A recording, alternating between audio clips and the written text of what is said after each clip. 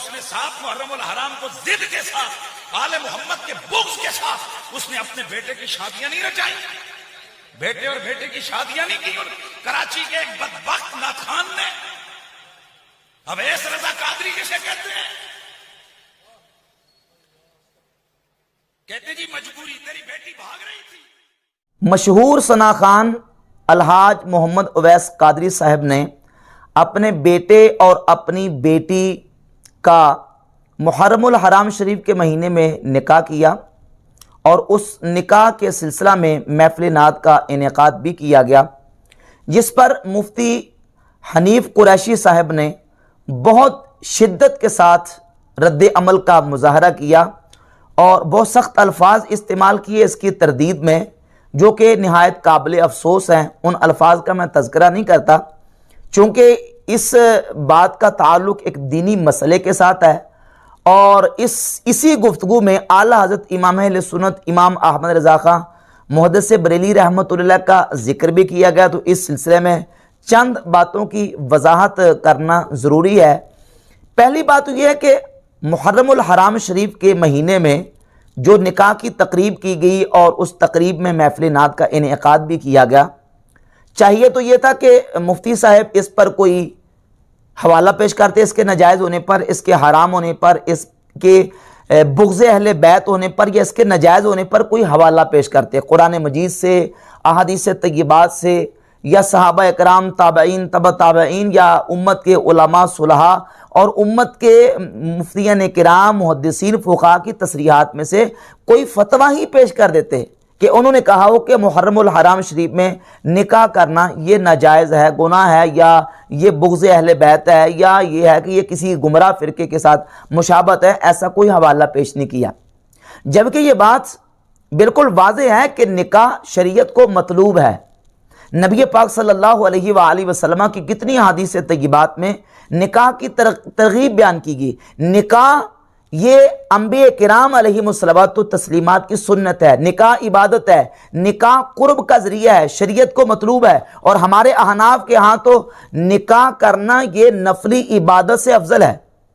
अब मुहर्रमुल हराम शरीफ के महीने में ये अमल किया जाए जो बाइस सवाब है, जो सुन्नत मुस्तफ़ा करीम अलैहिस्सलाम है, जो नफल नमाज से अफजल है, उसके मना होने पर, उसके नाजायज़ होने पर, हराम होने पर या उसके किसी न किसी तरीके से मकरूह होने पर कोई दलील तो हो ना, दलील पेश करनी चाहिए थी। जबकि ना कुरान में इसके मना होने पर दलील है, ना हदीस में इसके मना होने पर दलील है, और ना ही सहाबा अहले बैत और आइमा की तसरीहात में से कोई फतवा, कोई बयान, कोई कौल इस तरह का हरगिज़ नहीं मिलता। अच्छा, सवाल ये पैदा होता है कि फिर ये मना क्यों आप कह रहे हैं, ये आप इससे क्यों रोक रहे हैं, क्यों मना कर रहे हैं? अगर आप इसकी इल्लत और वजह यह बयान करें कि चूंकि सैयदुश शुहदा इमाम अली मकाम रदियल्लाहु ताला अन्हु की मुहर्रमुल हराम शरीफ में आपकी शहादत हुई, तो आपकी शहादत का चूंकि महीना है, तो इसलिए आपकी शहादत की वजह से मुहर्रमुल हराम शरीफ में निकाह करना जो है वो मना है। तो अब फिर सवाल ये पैदा होता है कि अगर इमाम हुसैन की शहादत के महीने में निकाह करना मना है, नाजायज़ है, तो अल्लाह के रसूल सल्लल्लाहु अलैहि वसल्लम के विसाल अक़दस के महीने में तो निकाह करना बदरजा औला नाजायज़ ठहरेगा। जिस महीने में हज़रत उमर फ़ारूक की शहादत हुई, उस महीने में निकाह करना बदरजा औला नाजायज़ ठहरेगा। जिस महीने में हज़रत सैयदना उस्मान गनी की शहादत हुई, जिस महीने में हज़रत इमाम हसन मुज्तबा की शहादत हुई, जिस महीने में मौला अली की शहादत हुई, तो इन तमाम महीनों में निकाह करना फिर नाजायज़ ठहरे या उन तमाम मुक़द्दस हस्तियों का बुग़्ज़ ठहरे? क्या आप ये कहने के लिए तैयार हैं? अगर नबी करीम अलैहिस्सलाम के विसाल अक़दस के महीने में, सैयदना फ़ारूक आज़म की शहादत के महीने में, उस्मान गनी, मौला अली, इमाम हसन मुज्तबा की शहादत के महीने में निकाह उनके साथ बुग़्ज़ नहीं और वो नाजायज़ नहीं, तो फिर मुहर्रमुल हराम शरीफ के महीने में निकाह जो कि एक सुन्नत है, ये बुग़्ज़ अहले बैत कैसे ठहरेगा? या ये है कि ये नाजायज़ कैसे ठहरेगा? इस पर कोई आप सराहत पेश करते, कोई हवाला या दलील पेश करते, जबकि ऐसा नहीं। और फिर उन्होंने इसी गुफ्तगू के दौरान आला हज़रत इमाम अहले सुन्नत रहमतुल्लाह का हवाला भी पेश किया। इमाम अहले सुन्नत रहमतुल्लाह के हवाले से पहले मैं ये बात वाज़ेह कर दूं निकाह के सिलसिले में कि निकाह शरीयत को मतलूब है, और नबी करीम सल्लल्लाहु अलैहि वसल्लम की तो बाकायदा अहादीस मौजूद है कि हुजूर अक़दस सल्लल्लाहु अलैहि वसल्लम ने निकाह करने में जल्दी करने का हुक्म इरशाद फरमाया, और हुजूर ने हुक्म भी मौला अली को किया है। मिशकात में हदीस नंबर 605 है, और इसी तरह जामे तिरमिज़ी में 171 नंबर और 1073 नंबर हदीस और दीगर हदीस की किताबों में कम से कम दर्जा हसन की हदीस है कि नबी पाक सल्लल्लाहु अलैहि वसल्लम ने मौला अली को फरमाया कि ए अली, 3 चीज़ों में ताख़ीर ना करो। नमाज का वक़्त हो जाए तो नमाज पढ़ लो, जनाजा तैयार हो तो जनाजे में ताख़ीर ना करो, वल ऐमु इदा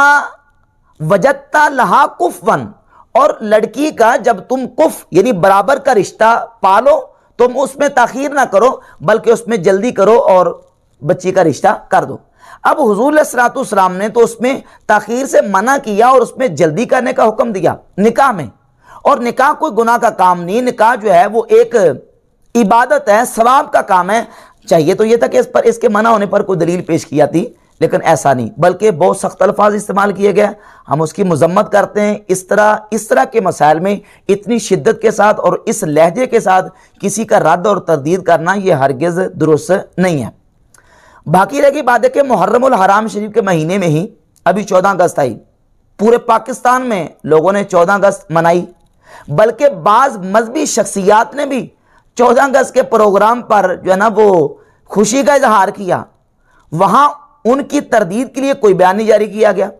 बल्कि बाज़ रवाफिज़ और बाज़ अहले तशय्युअ की तरफ से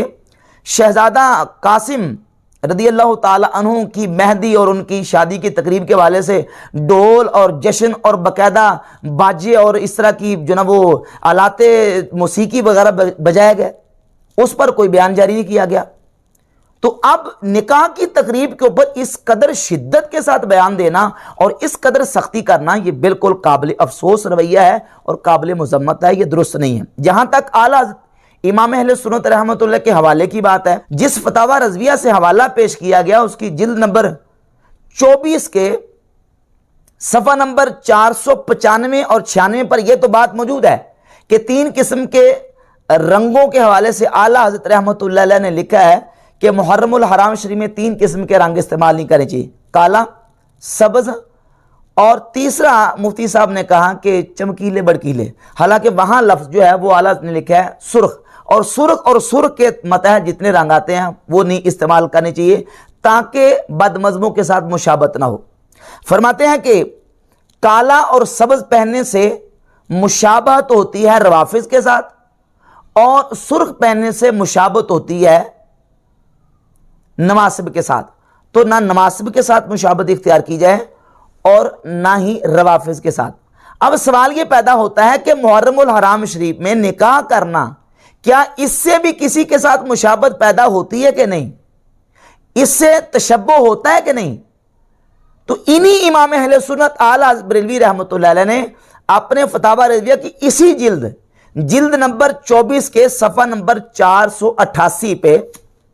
निकाह के हवाले से, शादी के हवाले से बाकायदा शादी के लफ्ज़ मौजूद हैं। वहां तो सिर्फ निकाह की तकरीब हुई और महफ़िल नात का एहतमाम किया गया। इमाम अहले सुन्नत से किसी ने पूछा कि बाज़ लोग अहले सुन्नत ही कहलाने वाले वो 10 मुहर्रम हराम को रोटी नहीं पकाते, घर में झाड़ू नहीं देते, और वो कपड़े नहीं उतारते 10 मुहर्रम हराम को, और 10 मुहर्रम हराम को या माह मुहर्रम में ब्याह शादी नहीं करते। तो इमाम अहले सुन्नत उसका जवाब लिखते कि पहली तीनों बातें सोग हैं और सोग हराम है। फरमाते तीनों बातें सोग हैं और सोग हराम है। वो इमाम तो फरमा रहे कि अगर सोग के तौर पर ये काम करते हैं तो ये जायज़ नहीं है,